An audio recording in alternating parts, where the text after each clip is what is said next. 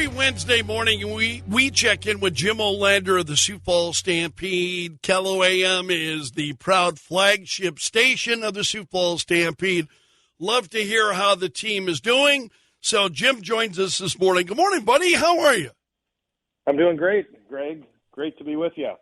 Well, let's start with I'm hesitant to want to replay last weekend's events, but we knew it was going to be a tough weekend with the Stampede taking on Fargo, and then the Sioux City Musketeers kind of put a damper on the Fighting Wiener Dogs on Saturday. Let's talk about this past weekend. Yeah, it was not good. So we won't. I won't bore everyone with an in-depth detail because there's no need, and your show ends at 9:00. So we need to keep this. I always feel like I'm picking a scab when I bring this stuff up. Yeah, it's a lot more fun to do these when we've played well. That's for sure. But I still enjoy being on. I still enjoy. Yeah. No, I understand. Yeah. Friday was, boof. It was just not a good night for us. We went up to Fargo, and obviously, the weekend before we had struggled against them. We were kind of hoping that we could turn the page. And honestly, I'm honestly not really sure still what happened. I'm not sure if we were intimidated, if we were a little nervous, maybe a little bit of both, because we just didn't look like ourselves out there. That's for sure. And certainly, again, people are tired of me hearing an excuse that Fargo is good, but they are. They've only lost 5 games all season in regulation for a reason. But the way we played on Friday, they're not a 12-4 better team than we are, and we just didn't play well. And it was a kind of a weird game because we, in spurts again, we played okay.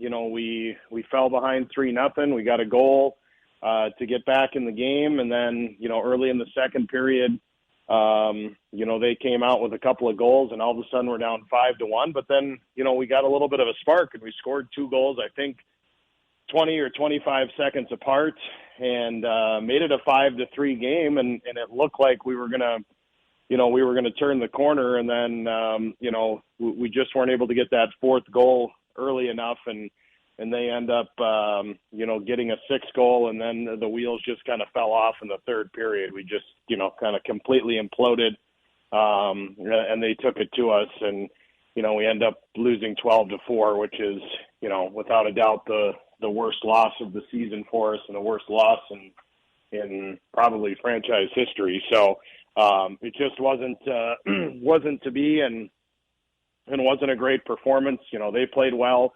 But again, we're certainly not that far off of a team like Fargo. And again, we just didn't play well and didn't deserve, probably got what we deserved and just got, rolled. So that was tough. And then, and then you've got the tough turnaround of coming back here and, playing a big game in front of a great crowd and on Saturday, and unfortunately, we got into a similar situation.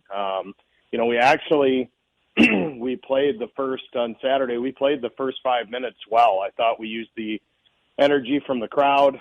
Guys were into it. We had a couple of great chances, and again, it's easy to say what if, but I really do think if we maybe could have scored the first goal on Saturday, it would have been a different game, because I just think the energy in the building was electric. Fan support was unbelievable. People were excited to be there, and I think that would have lifted us. And unfortunately, when you fall behind, especially in front of a big crowd, then you start trying to do too much, right? Then guys start to try and make plays. You kind of individually try to take over the game, and that just doesn't work in hockey, and that happens from time to time in those types of games. And again, we fell behind 3-0.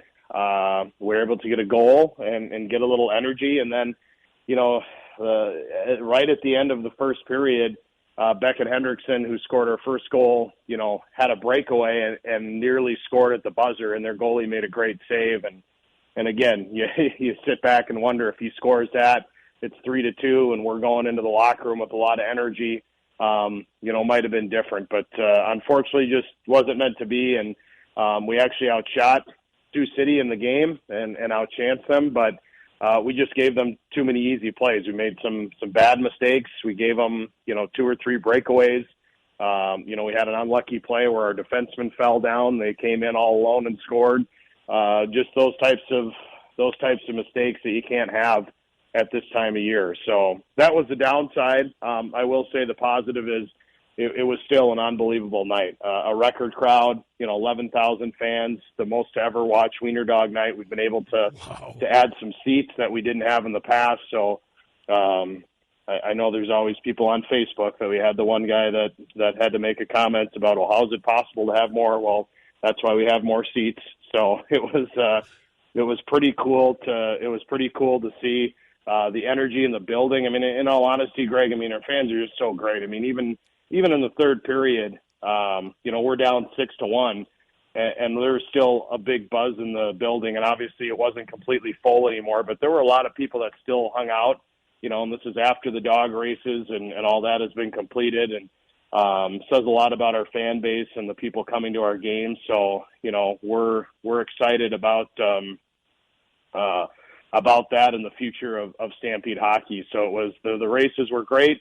Letty won the championship for I think the third time now, and I think it's the third time maybe in 5 years. So it was fun to see. We had a dog parade before the game with the dogs. We had the most dogs we've ever had. We had 46 dogs race. Wow. All of them were in the Wiener Dog Parade before. We had a great costume That's a lot of little legs shuffling, baby.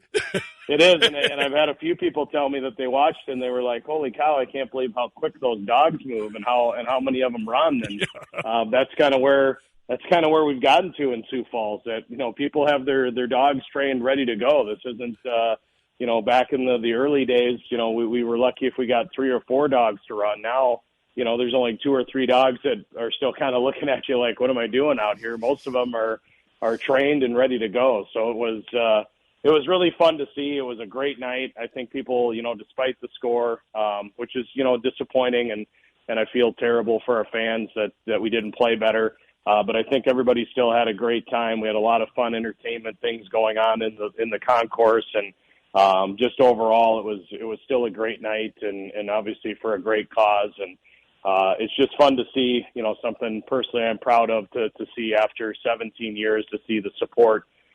Not only continue to be there, but actually continue to grow. And, our hope is that we made a few more hockey fans and Stampede fans that night as well, and that people want to come back and see what a Stampede game is all about. Because I thought Saturday was a great example of that, we want to win.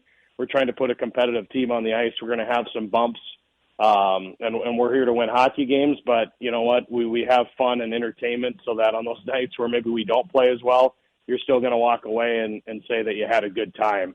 And I thought Saturday night was a great example of that. Jim Olander of the Sioux Falls Stampede is my guest. We check in with Jim every Wednesday. So let's dive into this past weekend a little bit, because you and I were talking last week about the Fargo Force, and knowing Fargo is a tough team, and last week a couple of games against them, and it was tough, but the games were close. So how do you kind of reset after feeling like you talked about both of these games this past weekend, both against Fargo and Sioux City, where the other teams get out to a 3-0 lead? That is really unheard of for the Sioux Falls Stampede. What kind of things do you guys focus on then? Well, for one, you're 100% right. You just can't let that happen. I mean, we can't. And I think in all honesty, Greg, what happened in Fargo is sometimes when you're not playing well against someone and you give up those first couple goals, you start to think, oh, here we go again. And I honestly think that's kind of what happened to us on Friday. So, we've kind of got to hit the reset button. I think for us, here's the good thing. Prior to these stretch with Fargo and Sioux City, we were 6-2-2. And I think that's why we're probably, honestly, I think we're a little surprised, right? Because I think we thought we were going to compete better, and for whatever reason, we just didn't. But we were playing some pretty good hockey, and we went to Dallas. We beat Dubuque. Got 3 or 4 points against Dubuque. Probably outplayed them. 5 of the 6 periods that we played them in regulation. So we definitely know. I think that's a good thing. We know what we're capable of. And now it's just kind of getting the confidence back with the team a little bit. These guys have got to kind of reset, look at themselves, and you got to start looking at what were things that we were doing, that made us successful. And really, I think the frustrating part, but maybe the good thing, is that a lot of our issues these last 2 weeks have been self-inflicted wounds. And that may sound dumb, but I say a good thing in that it is correctable. I don't think it was one of these things where we're that, overmatched, or our team is just not as talented. It's just, I think you proved that. I think you proved that even in the losses to Fargo previous to that, you guys had held right in there. Yeah, and a lot of it, we just got to place better decisions, take care of the puck. Those are things that we were doing. I also think for our team, it was a little bit of a switch. We're a team that, we do have some offensive power. For the majority of the year, we've been a great puck possession team. And the last 4 games, we've played 2 teams that have done a better job maybe of possessing the puck. And really, Fargo, even more so than Sioux City, because we still outshot Sioux City and outpossessed them.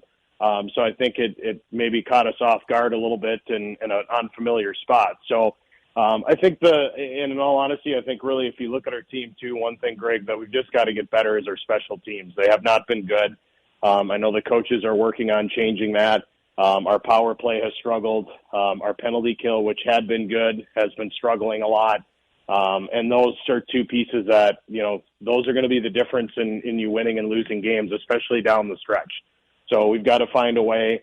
The power play is probably a little bit more of a head scratcher than the penalty kill. And I say that just in that, the personnel that we have on our power play are top guys that are scoring goals 5-on-5. So it's just more of a confidence thing and maybe getting a lucky bounce and getting a roll. But, we've got to find a way to score on the power play.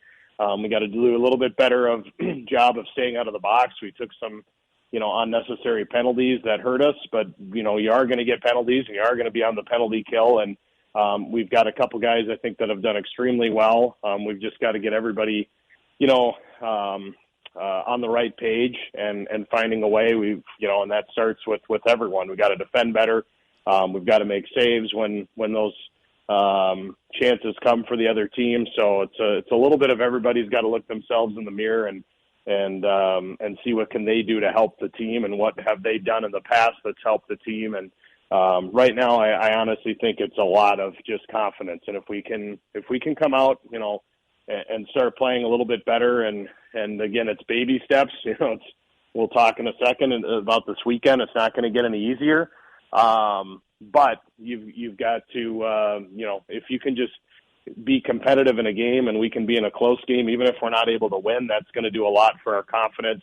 And then I think the wins will start to come, and we'll start to turn the corner again. So we've just got to get back to the basics, get back to controlling what we can control, and trying to stop trying to overthink and to do too much.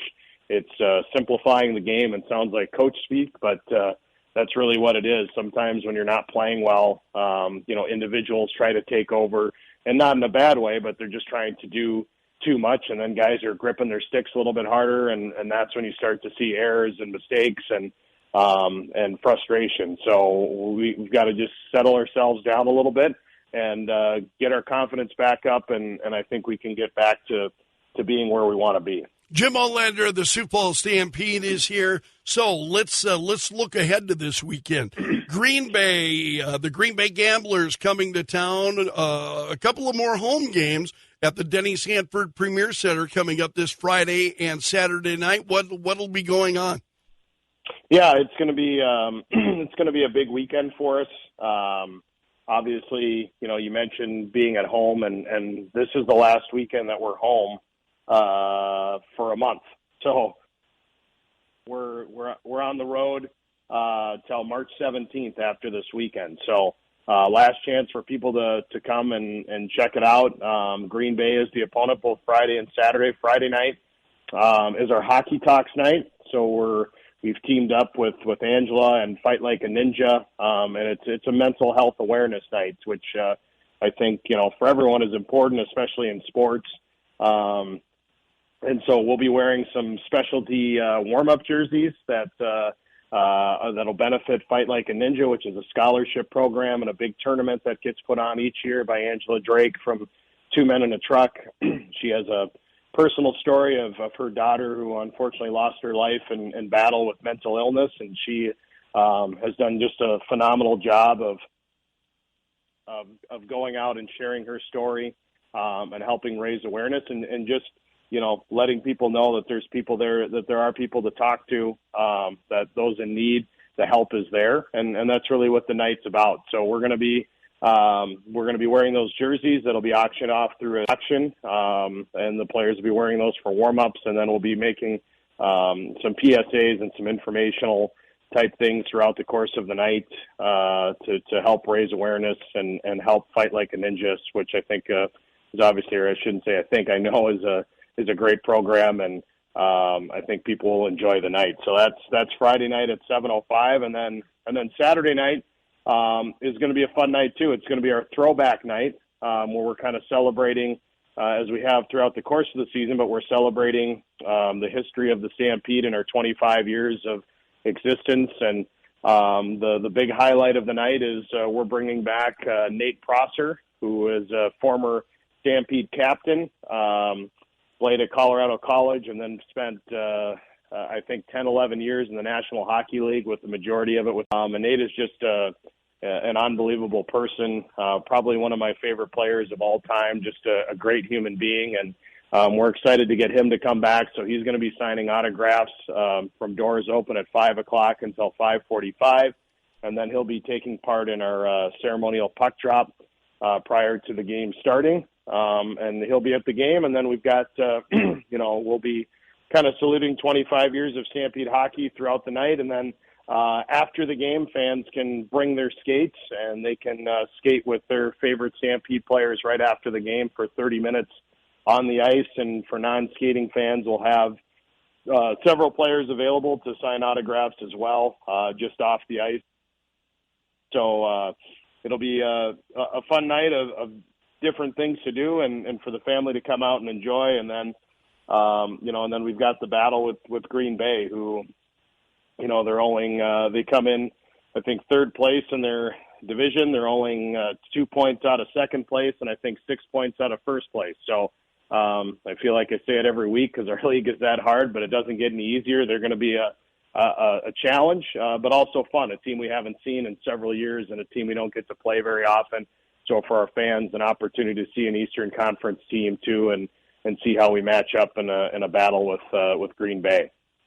Well, best of luck to you guys. For folks who want to go to the game either on Friday or Saturday night coming up this weekend, how do they go about getting tickets, Jim? Yep, you can stop by our office at 1111 North Lake Avenue. You can go to the Kettleland box office right there at the Premier Center, get your tickets, and we'll be down to just 3 home games after this weekend. So now's the time to come on out and see the team. We've also got our Flex books available, which now extend into next season. So you can catch some of the games here towards the end of the season and have some left for next year too. And we've still got 2 months to go. It's a little bit of a crazy schedule, so we've still got plenty of games. But as far as being at home, it's going to be a while since you get to see the herd. So we hope to see everybody out this weekend with some great support, and I think we'll have some better hockey for you on the ice as well. Yeah, really hoping the team can shake off this past weekend, and I'm sure it's got to be a little bit challenging, but it seems like this team has shown what they're capable of so far in this season, and there's greatness there, I think, Jim. Not to overstate anything, but I think there's greatness there. There is. We definitely know what we're capable of. We just got to get back to it. And if it doesn't work out, then Greg Belford is going to come in and talk to the team next week to get us back on track. Oh, so, yeah. That alone, just the threat of that will get them playing better. Hey, Jim, good to talk to you. Best of luck this weekend, buddy. Thanks, Greg. Appreciate it. Have a great day. You too. Take care. Jim Olander of the Sioux Falls Stampede. Jim joins us every Wednesday morning.